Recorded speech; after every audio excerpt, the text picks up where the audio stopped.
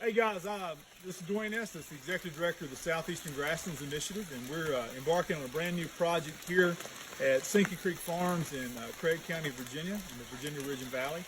And we've been invited up to this beautiful 800-acre farm for a one-year study to look at a biodiversity inventory, look at the natural communities, do some mapping, and also to attempt to merge natural history and our understanding of natural and cultural history. And I think we're pretty excited to figure out how did Southwest Virginia play a role in not only the settlement of Eastern North America, but how the natural communities, the grasslands, the meadows, the woodlands, and the forests affected those settlement patterns. And so we're not far off of Cumberland Gap Road, the main thoroughfare down into what was the original Southwest. And we're looking for what we call storyteller species to help understand that past. And this right here is a great storyteller species. If you look up, you may or may not be able to see much there, but this is a table mountain pine tree. Table mountain pine is strictly found in the Appalachian region from Pennsylvania down to Georgia. One thing about it is they're pretty long-lived pines.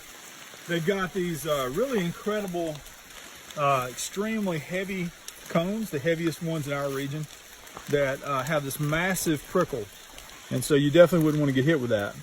But Pinus pungens is a fire-dependent species, which means that in order for this species to even have the potential to reproduce, a fire has to burn through this forest.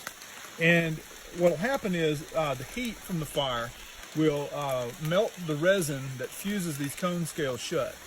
And so once that resin melts, those cone scales can open up, and then the seeds, which have a wing, are dispersed out by the wind.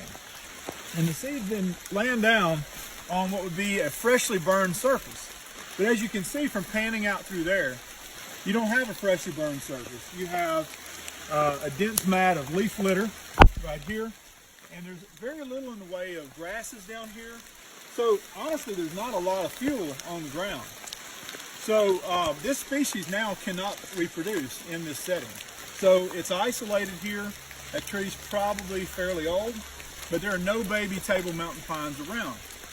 What would be required for it to reproduce is to probably thin these woods out and definitely bring back fire. But this is just one species, and so part of our work is going to be finding other storyteller species that tell a complementary story. Because what underlies this is a deeper message. A message that while this may look beautiful and pretty, it may not necessarily be natural and healthy from an ecological perspective. And what we mean by that is what benefits the greatest amount of birds in need, wildflowers in need, small mammals in need. So y'all stay tuned. We're really excited to be up here as part of this project, and we'll be doing more of these sort of video clips from an educational perspective. Thanks.